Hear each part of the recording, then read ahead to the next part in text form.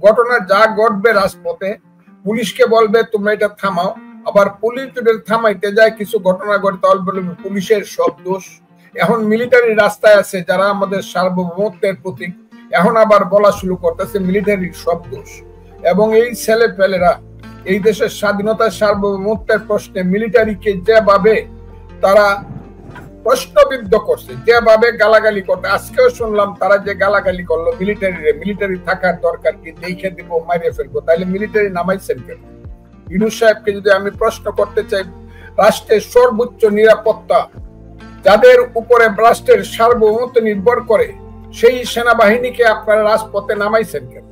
যদি নামাই থাকেন তাহলে তাদের অ্যাকশনকে আপনারা আবার মন্ত্রীরা আবার স্টেটমেন্ট দিয়া ঘৃণা প্রকাশ করে কেন, বিচার দাবি করে কেন? যে দেশের আইনমন্ত্রী পুলিশ এবং মিলিটারি অ্যাকশনের উপরে স্টেটমেন্ট করে এদের বিরুদ্ধে, এটা তো একটা আমি দুনিয়াতে দেখি নাই। সেটা সে স্টেটমেন্ট করবে কিন্তু সে তো বিচার করবে, সে তো বলবে যে ইয়েস আমরা বিচার করতেছি, মিলিটারি এবং পুলিশ এটা অন্যায় করছে, কাজে তাদেরকে রাজপথ থেকে তুলে নিলাম এবং তাদের নামে আমরা মামলা শুরু করলাম বা তাদের নামে অ্যাকশন নেওয়া শুরু করলাম। এই যে এক ধরনের প্রহসন চলছে দেশে, আইনের নামে প্রহসন, বিচারের নামে প্রহসন, আইন শৃঙ্খলার নামে প্রহসন, এটার সমস্ত দায়ী হইল পুলিশ। আর পুলিশ হইল এখন এমন, এরা হলো অর্ধমৃত। 50% পুলিশ কাজ করে, 50% করে না।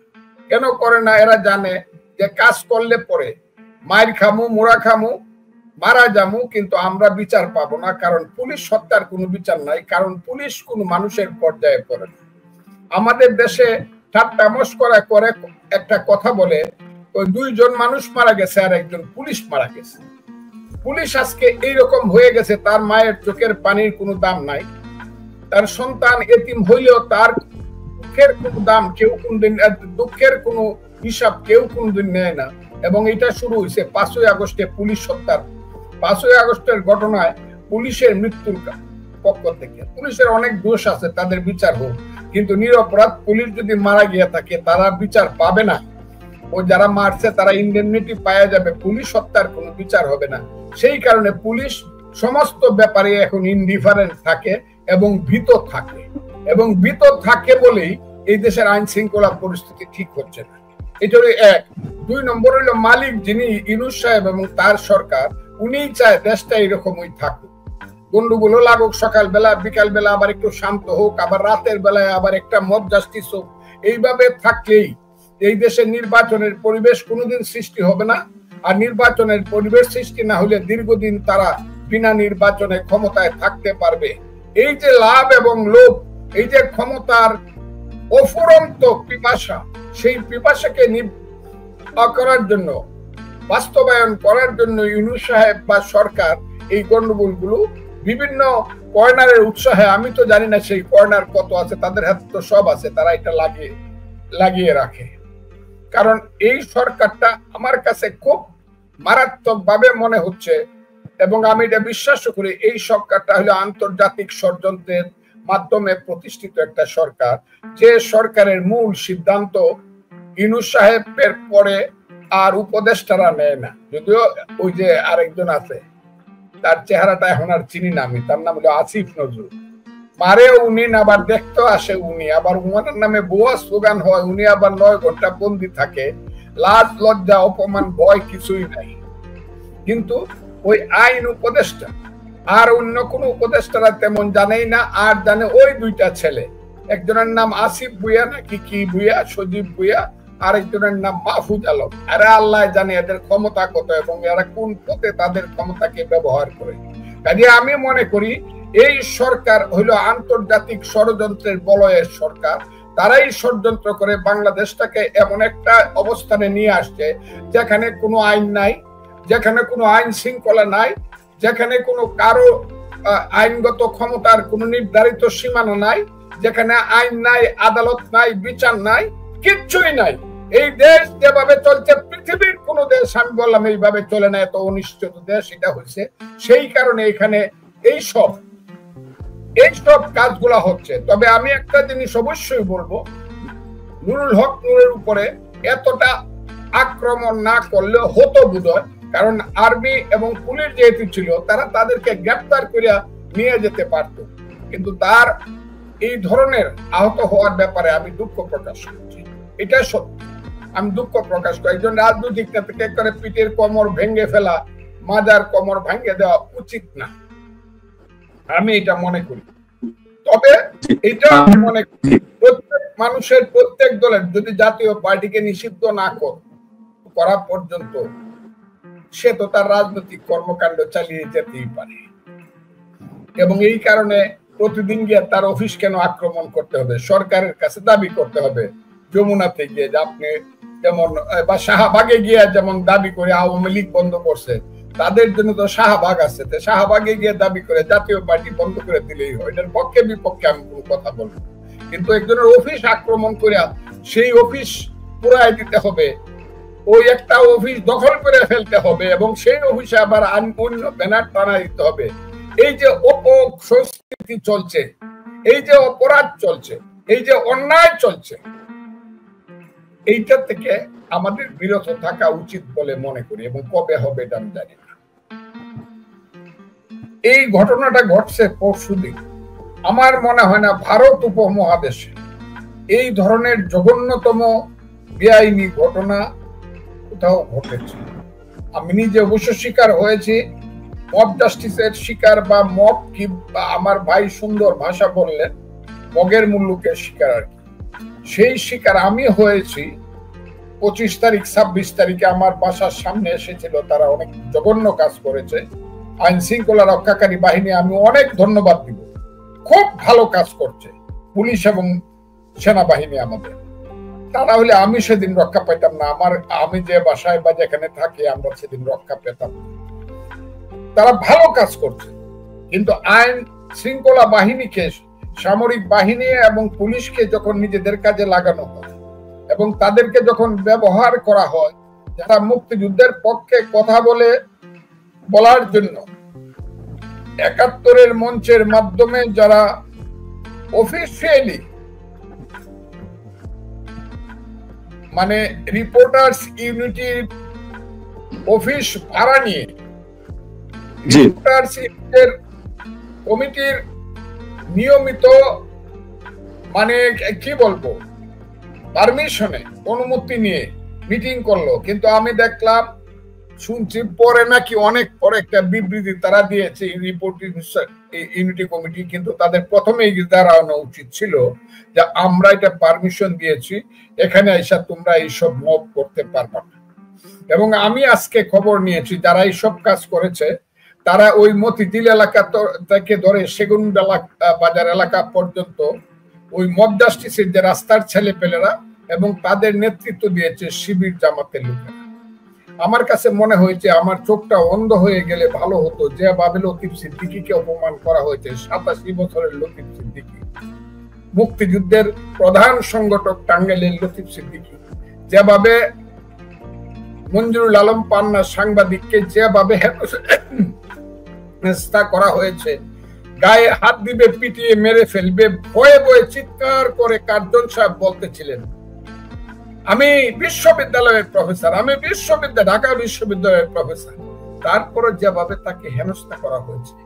আমি দেখলাম আরেকজন মুক্তিযোদ্ধা আনিস, তার গলার মধ্যে ধরে যেভাবে চেপে ধরে রাখা হয়েছে, আমার মনে হয়েছে বাংলাদেশের গলা চেপে ধরেছে এইসব দুর্বৃত্তের বাচ্চারা, এইসব রাজাকারের বাচ্চারা। এখন পুলিশ এসে করলো কি? পুলিশকে দিয়ে এই সরকার কি করালো? পুলিশকে দিয়ে এই সরকার এদেরকে অ্যারেস্ট করে নিয়ে গেল এবং এদের নামে সন্ত্রাস বিরোধী আইনে মামলা দিয়ে গেল এবং এদেরকে, লতিফ সিদ্দিকী সহ অন্যদেরকে জেলে পাঠায়। আমার কথাগুলো খুব বোঝার চেষ্টা করেন, এটা একটা দেশ কিনা। আর তারা এইসব রাজাকারের বাচ্চারা, আলবদরের বাচ্চারা যারা মুক্তিযোদ্ধাদেরকে অপমান করলো, তারা বুক ফুলিয়ে চলে গেল এবং তাদেরকে পুলিশ সেলিউট দিয়ে স্যার বলে বিদায় করল। তাহলে ওইখানে একরকম, আর অন্যান্য জায়গাতে আরেক রকম।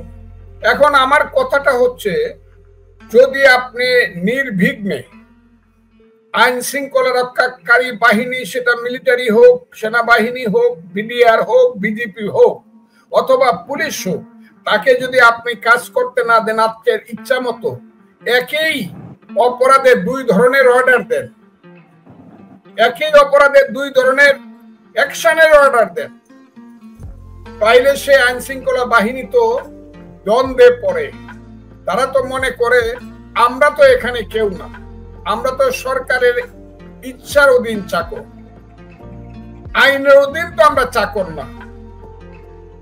আর যেখানে তারা কর্মকাণ্ড করলে পরে হালকা পাতলা ভাবে মানে একটা মন্ত্রিসভা তার মন্ত্রিসভার মিটিং করে নিন্দা প্রকাশ করে, আমার কাছে এটা অবাক কাণ্ড। তাইলে পুলিশ কার, মিলিটারি কার? বুঝলাম তার উপরে আক্রমণ হয়েছে, আমাদের নূরের উপরে আক্রমণ হয়েছে, আমি দুঃখিত, আমি তার জন্য সমবেদনা জানাই। কিন্তু এত আক্রমণ করলে না করলেও পারতো, কিন্তু যারা মারলো তারা তো আসল সরকারের আদেশেই মারছে। যে সরকারের আদেশের বাইরে কোনো কাজ আইন শৃঙ্খলা রক্ষাকারী বাহিনী করে না, যদিও করে সেটাও সরকারের দায়িত্ব। হয় স্বরাষ্ট্রমন্ত্রীর পদত্যাগ করতে হবে, যেটা আমি ব্যর্থ, স্বরাষ্ট্রমন্ত্রীর পদত্যাগ করতে হবে, তারপর আইন শৃঙ্খলা বাহিনীকে বলতে হবে। এখন এই ধরনের ওই যে জনপ্রিয় স্টেটমেন্ট ইস্যু করিয়া, প্রেস কনফারেন্স করিয়া ওই আইন শৃঙ্খলা বাহিনীকে দায়ী করে মিলিটারি, যে মিলিটারি না হইলে চামড়া উঠে যাবে সবার, আমাদের চামড়া থাকবে না কারো, চামড়া উঠে যাবে। দুই দিন খালি মিলিটারি বাংলাদেশ থেকে তুলে ফেল, দেখেন কি হয় দেশে।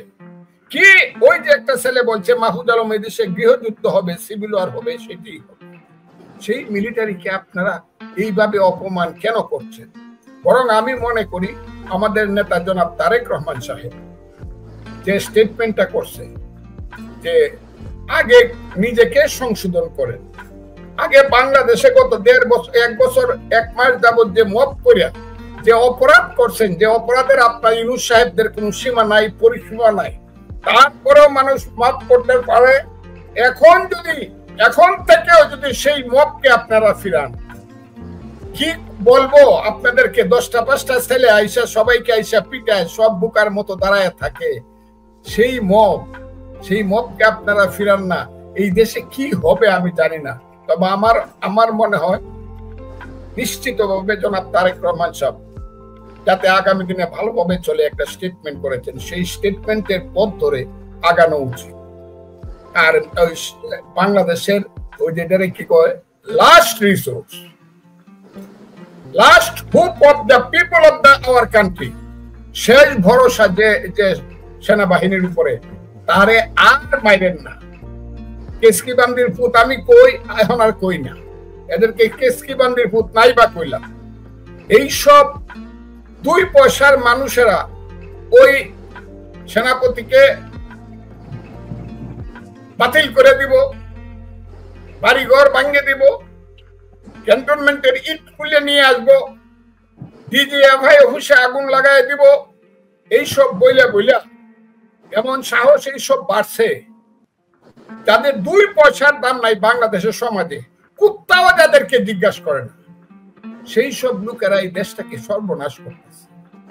আমি বললাম সর্বনাশ করতেছে। এর থেকে বেরিয়ে আসার জন্য আমি মনে করি যে আইনের প্রয়োগ হওয়া দরকার, এবং আইন যেভাবে বলে সেইভাবে আইন শৃঙ্খলা বাহিনীকে তার ক্ষমতা প্রয়োগ করতে দেওয়া দরকার। এটা আমার একদম সুস্পষ্ট ধারণা। এবং আমি মনে করি আজকে বাংলাদেশে যা ঘটতেছে, যা হচ্ছে, এই সারাদিন মানুষ ঘর থেকে বেরোয় না। আজকে সবাইকে ফোন করে কইছে ঘর থেকে বাইরে। আমাদের এক জায়গায় যাওয়ার কথা ছিল 4টার সময়, আবার 6টার সময় ফিরত আসবে। সবাই আল্লাহর দোয়াই বলছে, যারা শুভাকাঙ্ক্ষী জানতে পারছে আল্লাহর দোয়াই, ফজলু ভাই ভাবিরি নিয়ে বাইরে না, এই যে আল্লাহর দোয়াই করে ভাবিরি নিয়ে বাইরে না, এটা যে কতগুলো পরিবারে আছে, এই বাবারা ঘর থেকে বেরোয় না। আজকে যে কি হয়, আবার সেইটা আবার দেখলাম যে সরকারের যে নিজস্ব ছেলে পেলে মানে আপন ছেলে যারা, তারা আবার কালকে দেখলাম হুমকি টুমকি দিছে, গভীর রাত্রে দেখলাম আবার কি মেসেজ দিছে, স্ট্যাটাস দিছে, কি নাকি তারা করে ফেলবো।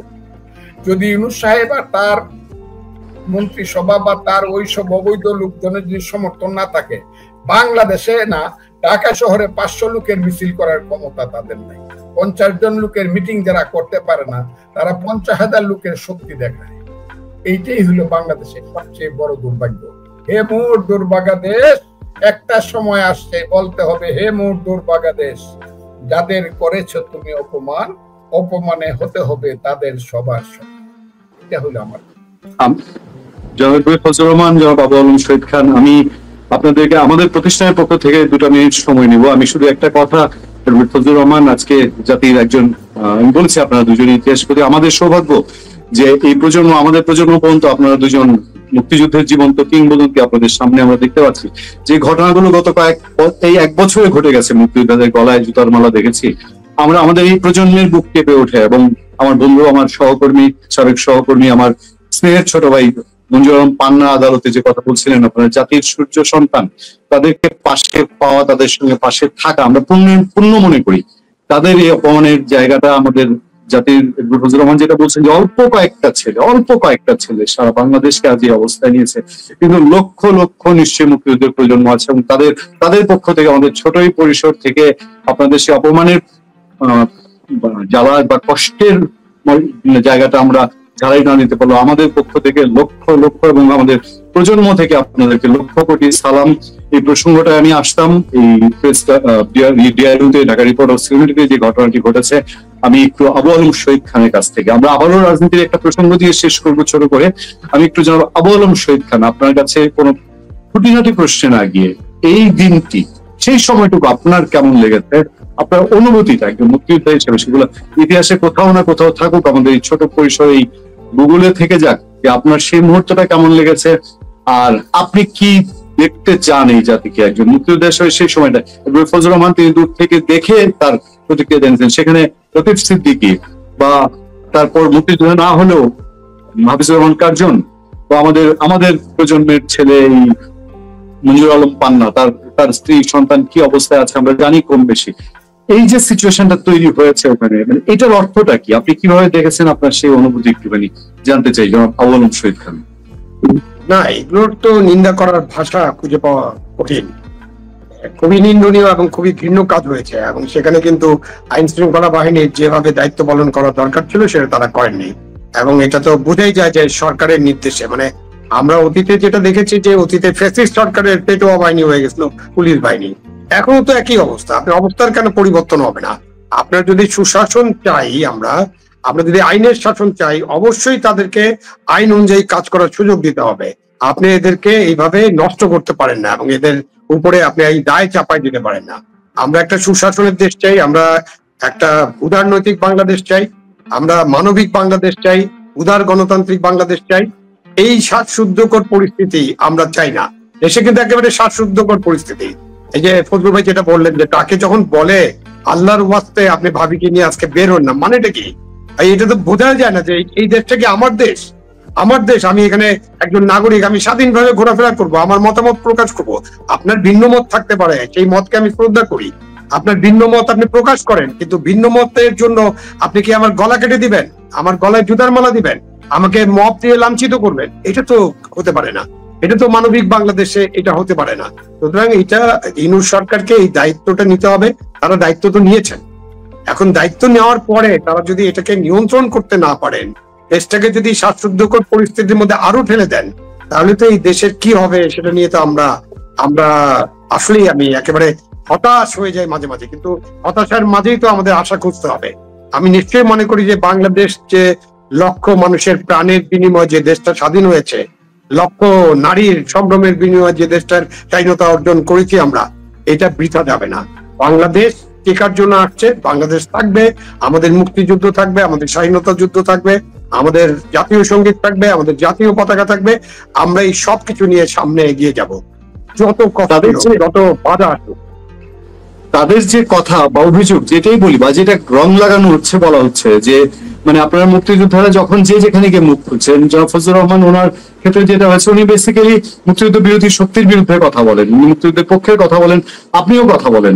এবং এ ব্যাপারে আপনার কোনো ছাড় নেই, আপনি ক্লিয়ারলি বলেছেন। কিন্তু এটা বললেই বলা হচ্ছে যে তাহলে তাদের যে অভিযোগটা যে এটার মধ্যে দিয়ে কি আসলে আওয়ামী লীগের সঙ্গে আপনাদের কোনো যোগাযোগ, মানে ধরেন গত 16-17 বছরে আমরা বিনা চ্যালেঞ্জে আমাদের সাংবাদিকতা, আমাদের তো লিখা কলমের কথা, আমরা অনিয়ম দুর্নীতি সেগুলোর বিরুদ্ধে যেখানেই প্রয়োজন হয়েছে আমরা ন্যূনতম ছাড় দিইনি। আপনারা মুক্তিযোদ্ধারা তিনি ছিলেন বিএনপির প্ল্যাটফর্মে, তার পক্ষে তো আওয়ামী লীগের মানে সুযোগ সুবিধা নেওয়ার কোনো উদাহরণ নাই, আপনার ক্ষেত্রে নাই। কিন্তু আপনারা এখন স্বাধীনতা যুদ্ধ একটা জনযুদ্ধ ছিল, এটা কোনো লিমিটেড কোম্পানির যুদ্ধ না, এটা কোনো দলের যুদ্ধ না, এটা একটা জনযুদ্ধ ছিল। এবং বাংলাদেশের 7 কোটি মানুষ এই যুদ্ধে অংশগ্রহণ করছে, কিছু মানুষ ছাড়া, যারা আমাদের হানাদার বাহিনীকে সাহায্য করেছে, যারা তাদেরকে সহযোগিতা করছে হত্যাতে, লুণ্ঠনে, ধর্ষণে, তারা ছাড়া বাংলাদেশের 7 কোটি মানুষ এদের পক্ষে ছিল। দেশের অভ্যন্তরে অনেক বাহিনী ছিল যারা দেশের মানুষের সাহায্য নিয়ে যুদ্ধটা করেছে। সুতরাং এই যুদ্ধ কারো কোনো দলের সম্পদ না, এই যুদ্ধ বাংলাদেশের মানুষের সম্পদ, 18 কোটি 20 কোটি মানুষের সম্পদ। এটাকে আপনি একটা দলের দিকে ঠেলে দিবেন এবং দলের সম্পদ এবং ওই দলের দ্বারা আপনি একটা কি করবেন, ট্যাগ লাগাই দিবেন, নো, এটা কোনোভাবেই গ্রহণ করা হবে না, গ্রহণযোগ্য নয়। তারা তো সেটাই বলছে যে আচ্ছা আপনারা এর আগে পর্যন্ত তারা যাই বলুক না কেন, তারা হচ্ছে ট্যাগ লাগানোর চেষ্টা করছে, তারা তাদের যে অতীত কর্মকাণ্ড সেটাকে মুছে ফেলার চেষ্টা করছে। তারা অতীতে যা করতে চেয়েছিল 71 মুক্তিযুদ্ধের সময় তাদের যা ভূমিকা ছিল এটা আমরা সবাই জানি, ওই ভূমিকায় তারা আছে এখন, তারা ওই ভূমিকা থেকে সরে আসেনি। সবশেষ তথ্য আমার কাছে যেটা এসছে, আমার স্ক্রিনে ভেসে উঠছে, আমার যারা সোর্স আছে মেসেজ দিচ্ছে যে জাতীয় পার্টি কেন্দ্রীয় অফিসে অলরেডি আগুন দেওয়া হয়েছে।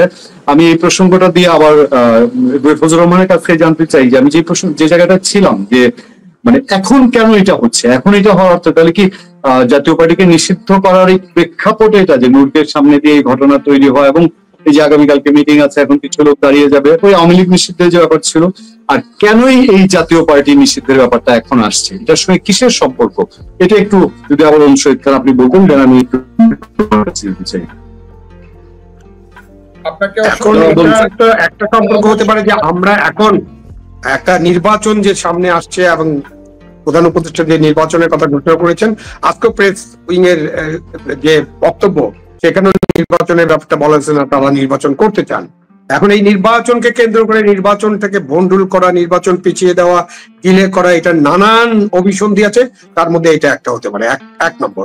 2 নম্বর হলো জাতীয় পার্টি যদি নির্বাচনে থাকে, তাদেরকে মানুষ কতটা পছন্দ করবে, তারা মানুষের ভোট কতটা পাবে, এটা ভাই নির্বাচনে তাদেরকে যেতে দেন। এখন আপনি তাদেরকে যেতে দেবেন না, তো শেষ পর্যন্ত এখন জাতীয় পার্টি যদি না থাকে, মানে যদি সরকার কি সিদ্ধান্ত নেবে আমরা তো জানি না। আওয়ামী লীগ নিষিদ্ধ, আওয়ামী লীগের ভোটাররা তো বাদ হয়ে গেল, জাতীয় পার্টি নিষিদ্ধ করেন, 14 দল নিষিদ্ধ করেন, এরপরে তারা বলবে যে আমরাও নির্বাচনে যাব না, তো শুধু কি বিএনপি এবং তার সাথে যে দলগুলো আছে তাদের জোট, তারাই শুধু নির্বাচন করবে? মানে নির্বাচনটাকে একটা প্রশ্নবিদ্ধ করার জন্য এই কাজগুলো করা হচ্ছে।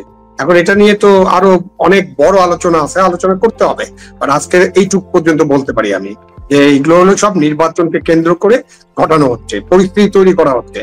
এবং কি পরিস্থিতি তৈরি করা হচ্ছে, কেন তৈরি করা হচ্ছে, সেটা হয়তো আমরা একেবারে ভিতরে জানি না, বাট নিশ্চয়ই কিছু না কিছু তো ডিজাইন প্ল্যান আছে তাদের। আমি শেষ দিকে একটু ফজলুর রহমান আপনার কাছে যেতে চাই, বীর মুক্তিযোদ্ধা, যে এই যে দেশের সিচুয়েশন এখন, এই সিচুয়েশনে মানে এটা সমাধান কি আপনাদের কাছ থেকে, আপনারা যারা এখনো এই বাংলাদেশ সৃষ্টির সাথে যারা জড়িত? আমি প্রথম থেকে বলে আসছি, এই কালো শক্তি জামাত এরা কিন্তু ইলেকশন করার জন্য না, গণতন্ত্রের জন্য না, 71-এর প্রতিশোধ নেওয়ার জন্য, 5ই আগস্টের আন্দোলনের ভিতরে এরা ষড়যন্ত্রমূলক ভাবে ছিল। 5ই আগস্টের মূল আন্দোলন করেছে জনগণ, এবং তার পিছনে ছিল বিএনপি, এবং বিএনপি নেতা তারেক রহমান সাহেব ছিল নেতৃত্বে। আমি এই কথাটা বলার কারণে আমার দুর্ভাগ্য নেমে এসেছে। এরা 5ই আগস্টকে কেন্দ্র করে ষড়যন্ত্র করেছে জামাত, কথাটা আবারও বললাম, জামাত এটা কালো শক্তি। এবং লা হাওলা ওয়ালা কুওয়াতা ইল্লা বিল্লাহিল আলিয়্যুল আযীম বলার সঙ্গে সঙ্গে শয়তানের গায়ে যেমন আগুন লাগে, মুক্তিযুদ্ধ বলার সঙ্গে সঙ্গে জামাতের গায়ে তেমন আগুন লাগে। কাজেই যতদিন জামাত মানে শিওর হবে না যে মুক্তিযুদ্ধ নিঃশেষ হয়ে গেছে, ততদিন তারা এই দেশে ইলেকশন কিচ্ছুই করতে দিবে না। আগে তারা 71-কে শেষ করবে এবং বিএনপি কে বাধ্য করতে চাইবে যে আমাদের সাথে তোমরা রাজিও ৭১ এখন আর থাকবে না, কিন্তু তোমাদের আর আমাদের আমরা থাকবো। কিন্তু বিএনপি এই ব্যাপারে এই কারণে রাজি হতে পারবে না বা হবে না, কারণ বিএনপির প্রতিষ্ঠাতার নাম হলো শহীদ প্রেসিডেন্ট জিয়াউর রহমান, এবং মেজর জিয়া হিসেবে তিনি স্বাধীনতার একটা ঘোষণা দিয়েছিলেন 19৭১ সনের ২৭শে মার্চ।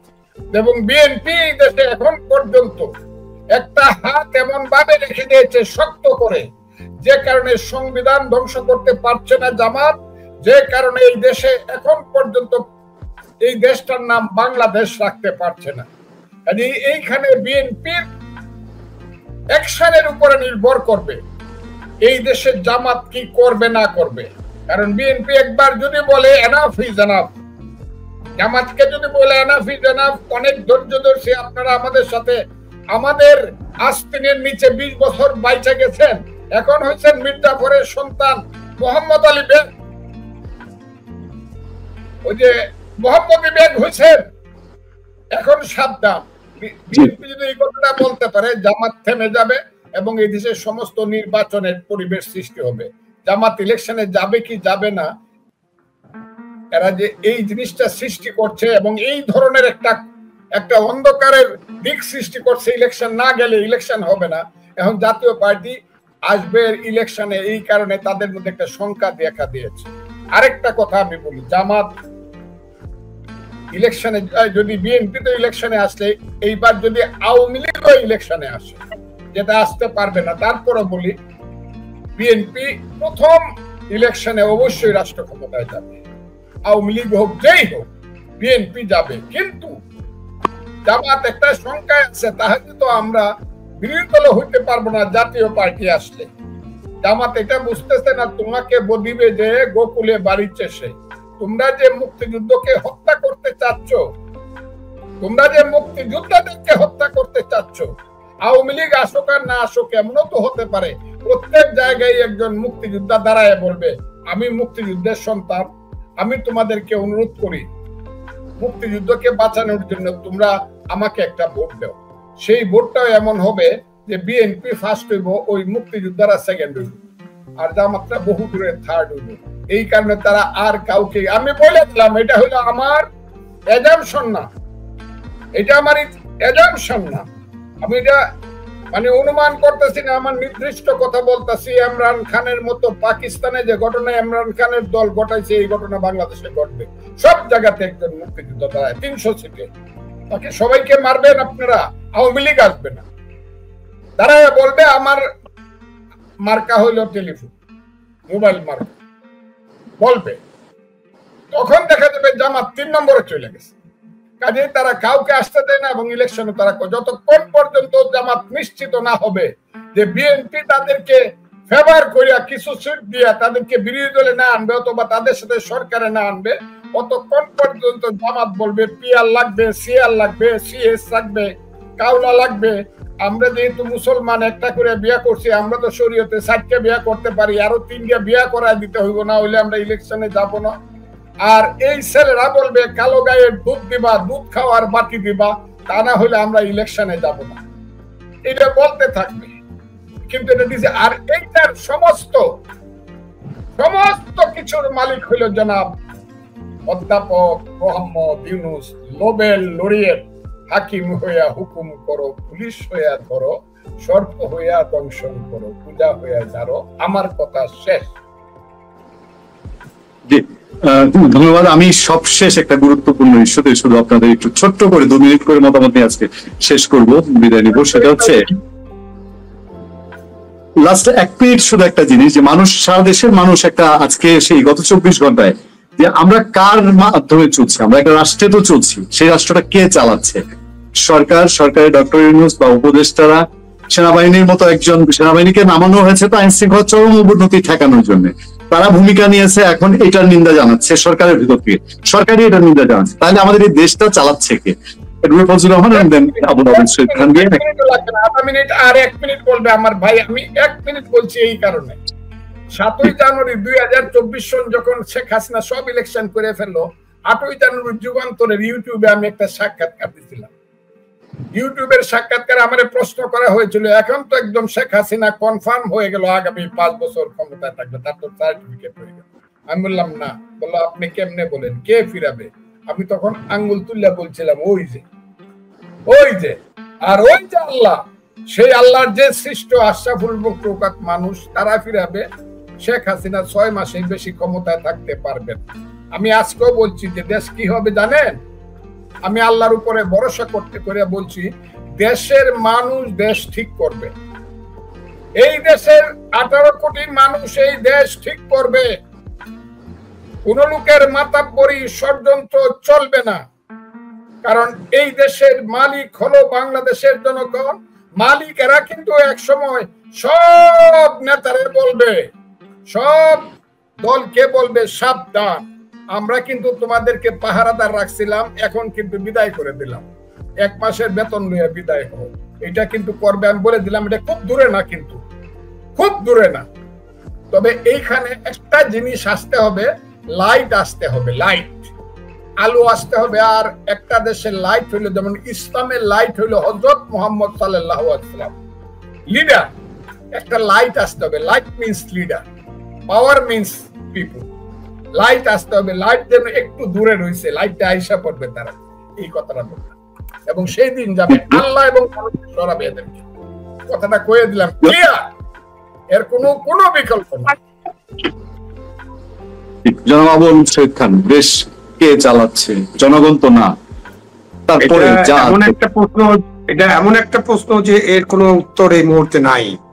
দেশ কে চালাচ্ছে, কোথায় সরকার আছে, সরকারের ভিতরে সরকার আছে কিনা, আর কি কি ষড়যন্ত্র হচ্ছে, এটা আমাদের সামনেই আসছে।